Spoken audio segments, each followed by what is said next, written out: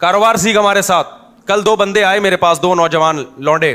ان کو میں نے کوئی کاروبار بتایا. ہر مہینے آپ 6 لاکھ روپے کما سکتے ہیں. آپ بھی اسی طریقے سے کما سکتے ہیں. اپنا تجربہ شیئر کیا کہ میں نے بڑے بڑے غریبوں کو کروڑ پتی ہوتے ہوئے اس کاروبار میں دیکھا ہے.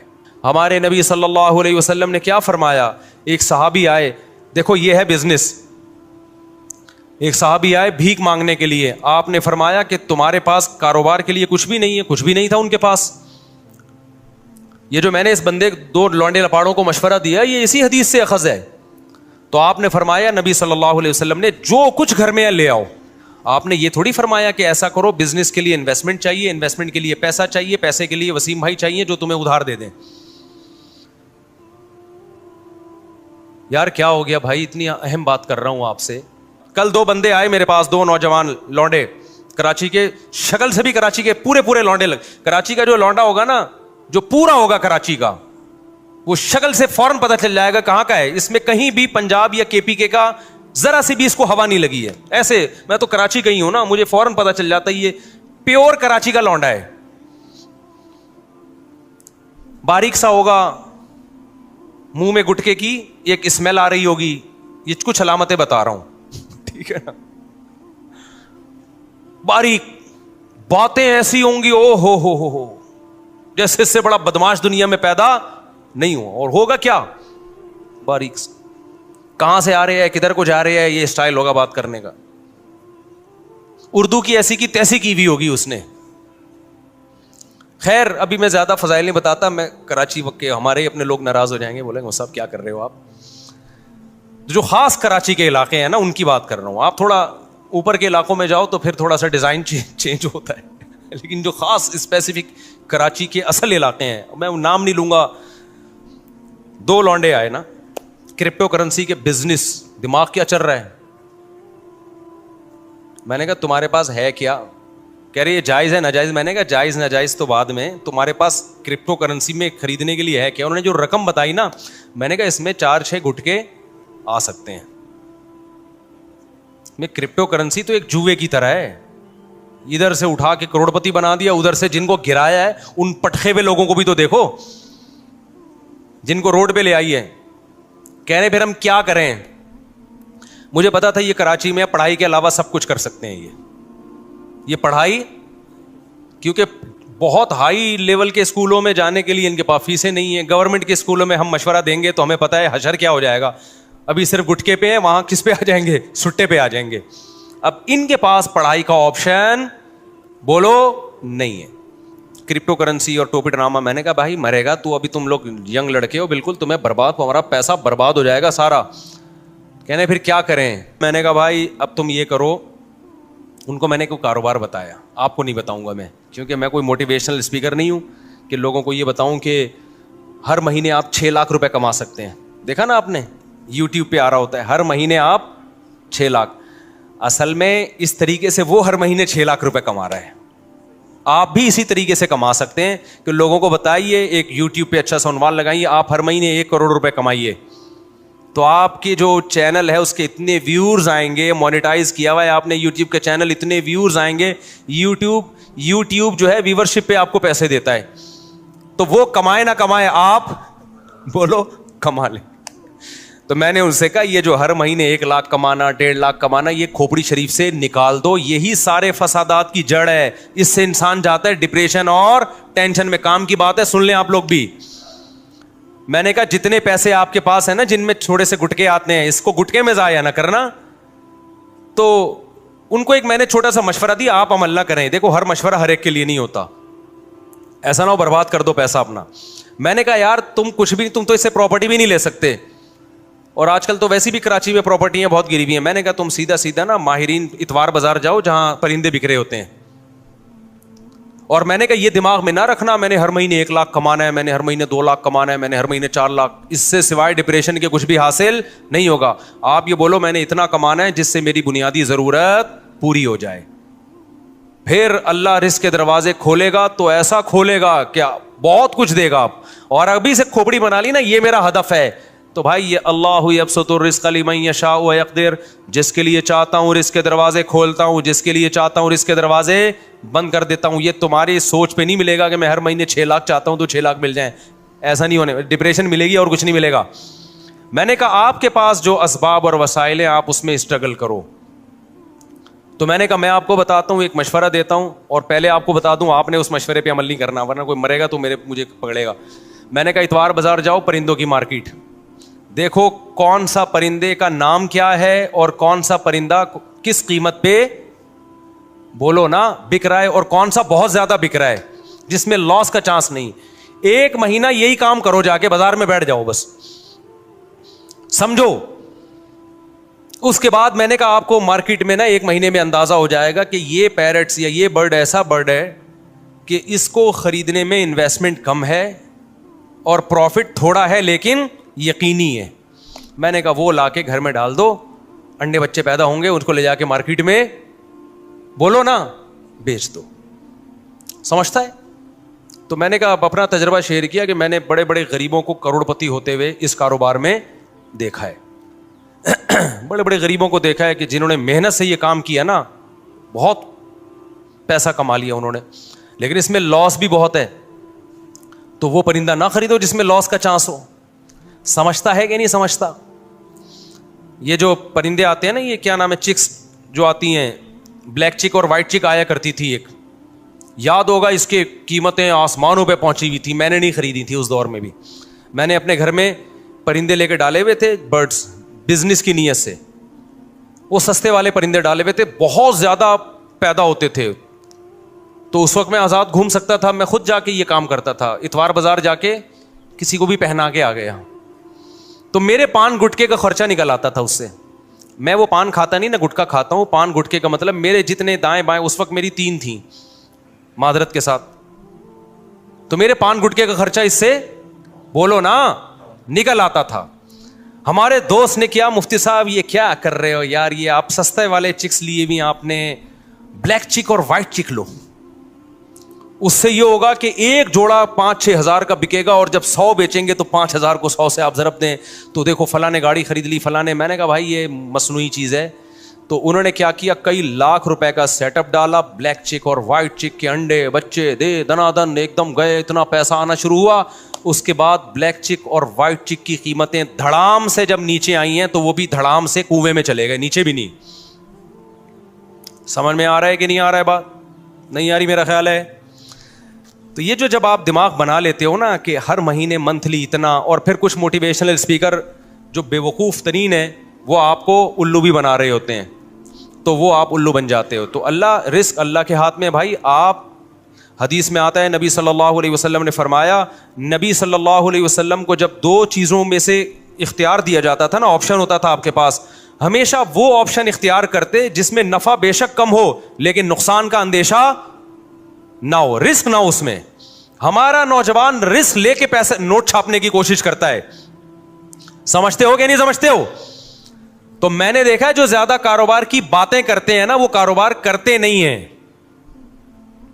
اور جو کرتے ہیں وہ باتیں نہیں کرتے, وہ مارکیٹ میں جا کے بیٹھ جاتے ہیں. میں نے ایسے ایسے لوگوں کو دیکھا ہے, تھوڑے تھوڑے پیسوں پہ انہوں نے بزنس کیا اور اللہ نے کروڑپتی بنا دیا. اچھا وہ 2 لونڈے آئے تھے کراچی کے, وہ یہ بھی پوچھ رہے تھے, مجھ صاحب ہم بڑی انویسٹمنٹ کے لیے ادھار لینا چاہتے ہیں کسی سے, تو ہم چاہتے ہیں کہ ادھار. میں نے کہا یہ حماقت کبھی نہ کرنا, جتنے پیسے تمہاری جیب میں ہے اس سے شروع کرو, ادھار کبھی بھی بولو مت لو, ورنہ یہ ہوگا کہ ایک نئی ٹینشن کھڑی ہو جائے گی. اپنے پیسوں سے جو کام ہوتا ہے وہ محنت کے ساتھ ہوتا ہے, دوسروں کے پیسوں سے جو کام ہوتا ہے میرے بھائی اس میں فری پھوکٹ کے پیسے ملتے ہیں, اس میں کام نہیں ہوتا. جب اپنے پیسوں سے ہوگا نا کہ میرے گٹکے کے پیسے تھے, آج میں گٹکا بچا کے نہیں کھا رہا, گٹکا تڑپ رہی ہے جان, وہ جب انویسٹ کرے گا تو 100 دفعہ سوچے گا, ایسا نہ ہو کہ کل یہ گٹکا بھی جائے, اس سے بھی جاؤں میں.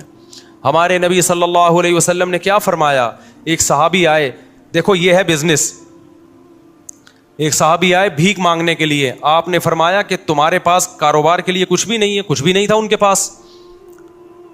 یہ جو میں نے اس بندے 2 لونڈے لپاڑوں کو مشورہ دیا یہ اسی حدیث سے اخذ ہے. تو آپ نے فرمایا, نبی صلی اللہ علیہ وسلم نے, جو کچھ گھر میں ہے لے آؤ. آپ نے یہ تھوڑی فرمایا کہ ایسا کرو, بزنس کے لیے انویسٹمنٹ چاہیے, انویسٹمنٹ کے لیے پیسہ چاہیے, پیسے کے لیے وسیم بھائی چاہیے جو تمہیں ادھار دے دیں. یار کیا ہو گیا بھائی, اتنی اہم بات کر رہا ہوں آپ سے, یہ باتیں آپ کو بہت سے لوگ اور بھی بتا دیں گے, اکثر لوگ کہہ رہے ہیں یہ باتیں آپ کو میرے علاوہ کوئی نہیں بتائے گا, لیکن میں دیکھا ہے کہ جو یہ باتیں کر رہا ہوتا ہے نا وہ پھر بہت بڑی پھینک رہا ہوتا ہے. تو یہ باتیں آپ کو اور بھی لوگ بتا دیں گے جو میں بتا رہا ہوں. بعض ڈاکٹر کہہ رہے ہوتے ہیں نا یہ بات آپ کو کوئی نہیں بتائے گا میرے علاوہ. بعض مذہبی اسکالر کہہ رہے ہوتے ہیں میرے علاوہ یہ کوئی نہیں بتائے گا. میں کہتا ہوں میرے علاوہ اور بھی بہت سے لوگ آپ کو انشاءاللہ بتا دیں گے. تو ہمارے نبی کے پاس ایک صحابی آئے بھیک مانگنے کے لیے. آپ نے فرمایا گھر میں کچھ ہے تو لے آؤ. ان کا تو دماغ بھی نہیں ہوگا اس طرف. وہ ایک برتن تھا, پلیٹ کو جس ٹائپ کی چیز اٹھا کے لے آئے. اس سے بزنس کا آغاز ہو رہا ہے. اس سے کیا ہو رہا ہے بولو؟ بزنس. آپ نے یہ تو نہیں فرمایا کہ عثمان سے قرضہ لے لو, بڑے مالدار ہیں وہ. آپ نے یہ تو نہیں فرمایا کہ مغیرہ ابن شعبہ بڑے مالدار ہیں ان سے قرضہ لے لو. نہ نہ نہ. جو کاروبار شروع ہی قرضوں سے ہو رہا ہے اس میں کیا کرو گے آپ؟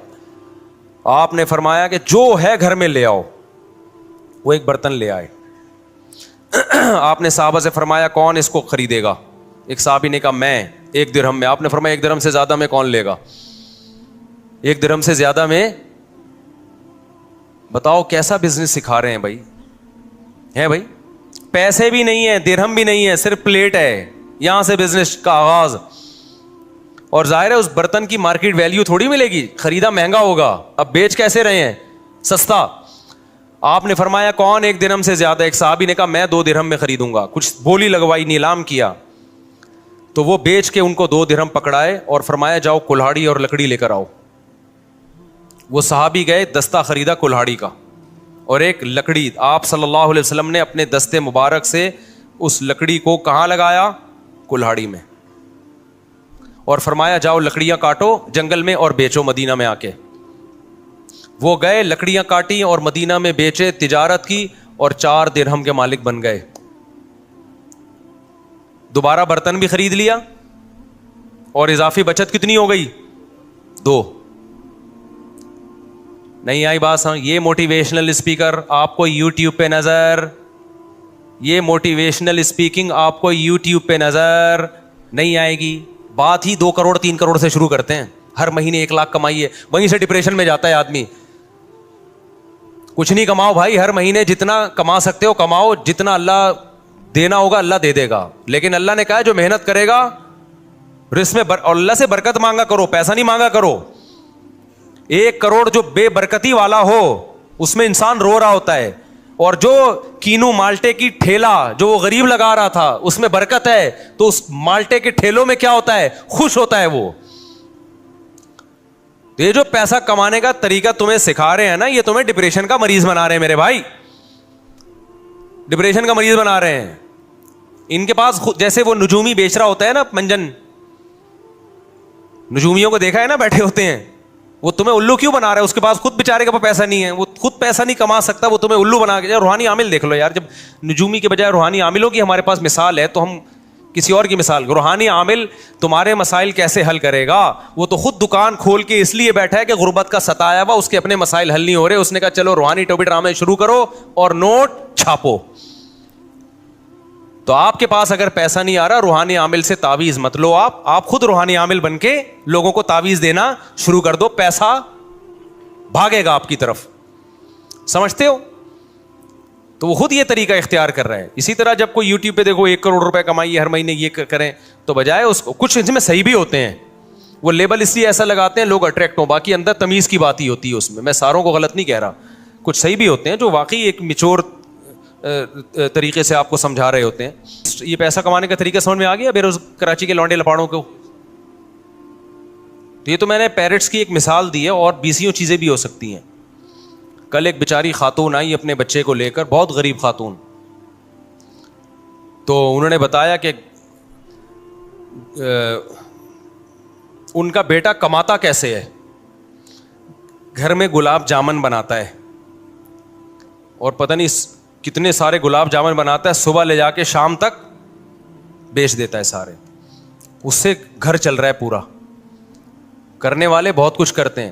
ہاں ہوتا ہی ہے کہ پھر جو کاروباری لوگ ہیں وہ اپنے کاروبار کو بڑھانے کی فکر نہیں کرتے, اس سے پھر وہ وہیں کے وہی رہتے ہیں. اب گلاب جامن والا اگر گلاب جامن ہی بیچتا رہے اور کچھ بچت نہ کرے تو پھر تھوڑی کاروبار بڑھے گا بھائی.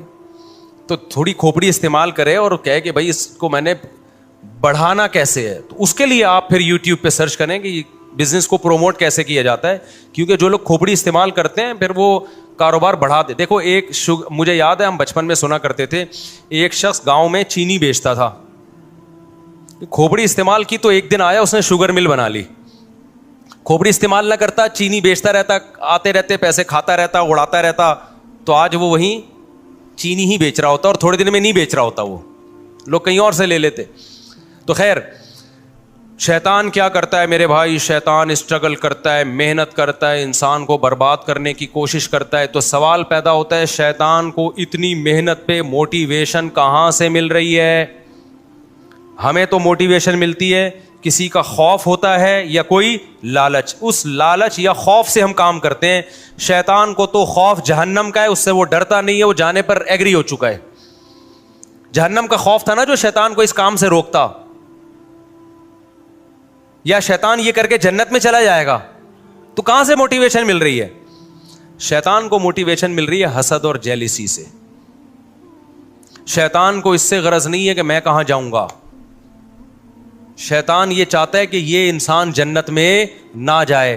یہ میرے بعد میں دنیا میں آیا ہے, مٹی سے بنایا گیا ہے, اس کو مجھ سے زیادہ پروٹوکول کیوں مل رہا ہے؟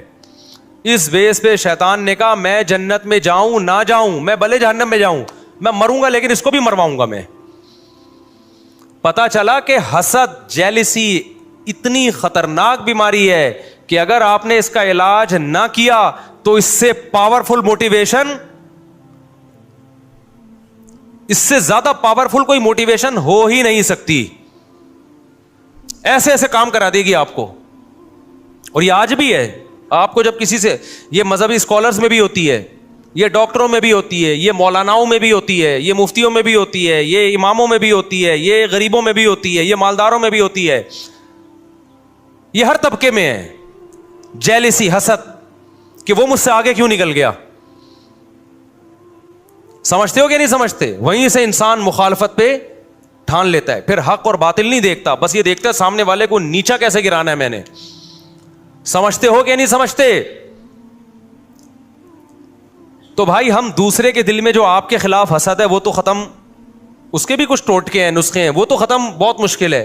آپ کم از کم اپنے دل میں دوسرے کے لیے حسد نہ رکھو, ورنہ آپ کا نقصان ہے. شیطان نے ہم سے حسد کر کے ہمارا تو بیڑا غرق کیا, اپنا زیادہ کیا ہے, کیونکہ ہم میں پھر بھی چانس ہے بچ جائیں, جہنم میں نہ جائیں, ہم چانس ہے شیطان کے شر سے نکل جائیں, یا شیطان ہم سے گناہ کروا دے, ہم توبہ کر کے معاف کروا لیں, یہ چانسز ہیں. شیطان کے پاس یہ آپشن نہیں ہے, وہ پکا جہنمی ہے.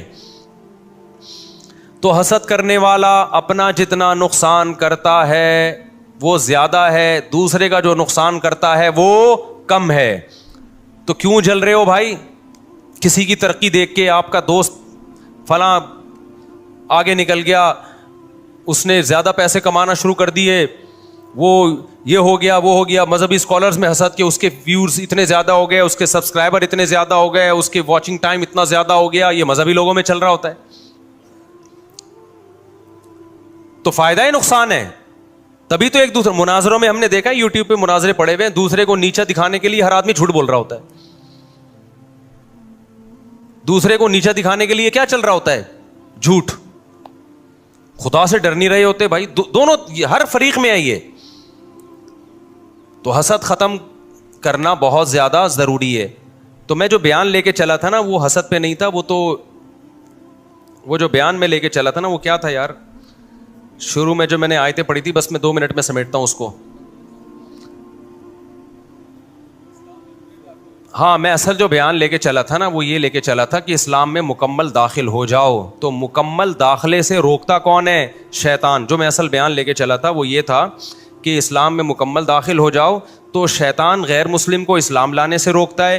جو لوگ اسلام میں داخل ہو چکے ہیں ان کو آخری دم تک مکمل اسلام میں داخلے سے روکتا ہے, اور جو مکمل اسلام میں داخل ہو چکے ہیں ان کو شیطان کوشش کرتا ہے کہ ان کو ریورس کرے وہ کسی بھی طریقے سے.